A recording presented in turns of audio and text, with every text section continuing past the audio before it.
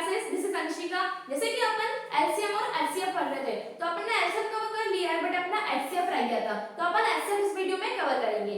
तो सबसे पहले अपन देखेंगे कि HCF का फुल फॉर्म क्या होता है। तो HCF का फुल फॉर्म होता है हाईएस्ट कॉमन फैक्टर। अब आप लोग सोच रहे हो कि यहाँ पर HCF का मतलब है कि सबसे बड़ा कॉमन फैक्टर, बट ऐसा नहीं है।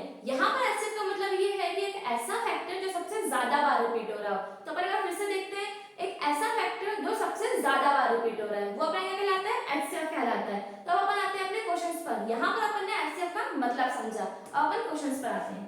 तो जैसे मैंने क्वेश्चन लिया 32 और 64, तो अपन HCF में क्या कर रहे थे? प्राइम फैक्टराइजेशन कर रहे थे। दोनों ही नंबर्स को अपन सेपरेटली लिख लेते थे और अपन उसका प्राइम फैक्टर्स निकालते थे। तो यहाँ पर भी अपन HCF में भी वही करेंगे। तो सबसे पहले अपन 32 के प्राइम फैक्टर्स निकालेंगे। तो 2 1 2, 2 6 12, 2 8 16, 2 4 8, 2 2 4, then 2 1 2। ये अपने 32 के फैक्टर्स है। अब अपन आते हैं 64 पर। अब अपन 64 के फैक्टर्स निकालेंगे। तो 2 2 2 3 6, 2 2 4, 2 1 2, 2 6 12, 2 8 16, 2 4 8 और 2 2 4, then 2 1 2। ये अपने 64 के कॉमन फैक्टर्स है। दोनों ही मतलब कि नंबर्स के अपन फैक्टर्स को यहाँ पर सेपरेटली लिख लेंगे। तो सबसे पहले 32 के लिखते हैं अपन factors. 2 into 2 into 2 into 2 into 2। अब अपन 64 के लिखेंगे।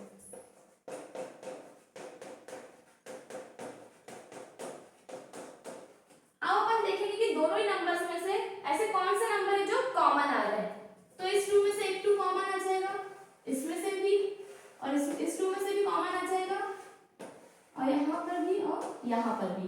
तो ये अपने क्या है? ये 2 कॉमन आ रहे हैं। तो अपन यहाँ पे नीचे लिख दें कितने? 1 2 3 4 5। अब अपन इन 2 का आपस में मल्टीप्लाई कर देंगे। तो 2 2 4, 4 2 8, 8 2 16 और 16 2 32। तो अपना HCF कितना आया? 32। ठीक है, तो ये अपन ने प्राइम फैक्टराइजेशन मेथड की हेल्प से अपन ने HCF निकाला। अब अपन लॉन्ग डिवीजन मेथड से निकालेंगे HCF। ठीक है, तो मतलब कि लॉन्ग डिवीजन मेथड क्या होती है तो वो अपन देखेंगे। अब इसी क्वेश्चन को अपन लॉन्ग डिवीजन मेथड से सॉल्व करेंगे। अब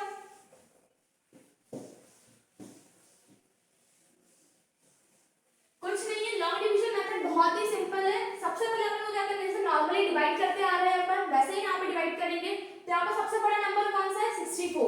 तो इस 64 को अपन अंदर लिख देते हैं। ये अपना क्या हो गया? डिविडेंड हो गया। अपना डिवाइजर क्या है? 32। अब अपन को पता है कि 32 के टेबल में 64 कितने टाइम्स आता है? 2 टाइम्स आता है। तो ये अपना कैंसिल आउट हो गया। तो अपना जो डिवाइजर रहता है वो अपना क्या होता है? HCF का आंसर रहता है।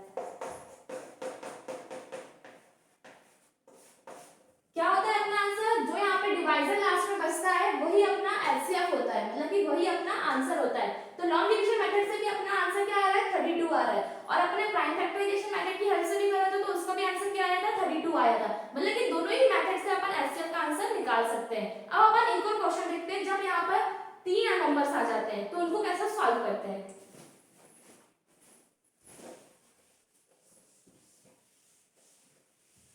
अब जैसे मैंने लिया 25 40 then 60। इनका भी पहले अपन प्राइम फैक्टराइजेशन करेंगे, सेपरेटली सॉल्व करेंगे। तो 25 5 5 25 और 5 1 5। अब अपन करेंगे 40। 40 के अपन फैक्टर्स निकालेंगे। 2 2 4, 0 एज इट इज, 2 1 2, फिर 0 एज इट इज, 2 5 10 और 5 1 5। ये अपने 40 के फैक्टर्स हैं। देन अब अपन 60 के फैक्टर्स निकालेंगे। 2 3 6, 0 एज इट इज, 2 1 2, 2 5 10 और 3 5 50, देन 5 1 5। ये अपने 60 के फैक्टर्स आ गए। अब तीनों ही नंबर्स के अपन फैक्टर्स यहाँ पे सेपरेटली लिख लेंगे। तो सबसे पहले 25 में क्या है? 5 into 5। अब 40 में 2 into 2 into 2 into 5, 2 into 2 into 2 into 5। अब अपन 60 के लिखेंगे। तो 2 into 2 into 3 into 5, 3 into 5। अब अपन क्या करेंगे? तीनों ही नंबर में से ऐसे कौन से नंबर है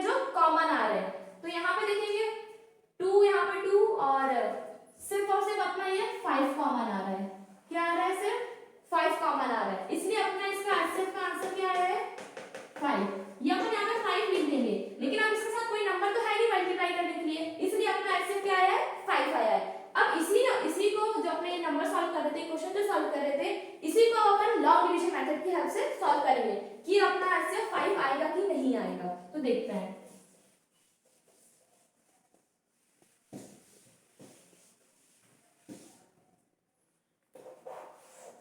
जैसे कि अपन सबसे बड़ा नंबर सबसे पहले लेते हैं, तो अपन 60 को यहाँ पे लिखेंगे, ये अपना क्या होगा डिविडेंड, और अपना सिर्फ डिवाइजर क्या होगा यहाँ पे 40।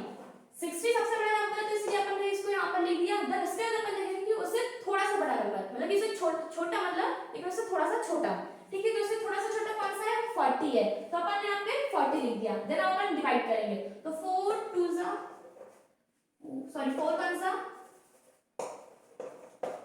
तो प्लस 0 और ये 20। अब ये 40 है वो अपन यहाँ पे लिख देंगे, तो 2 times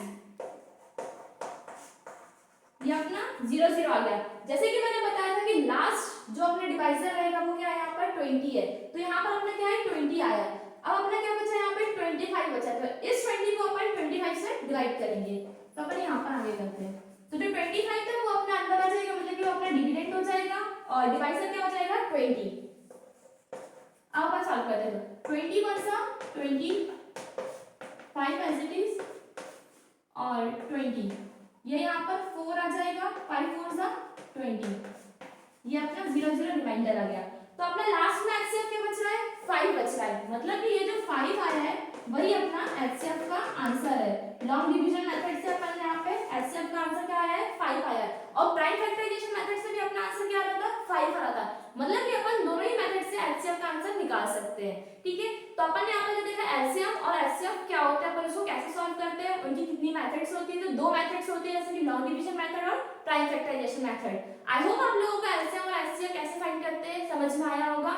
so that's all for today, bye bye.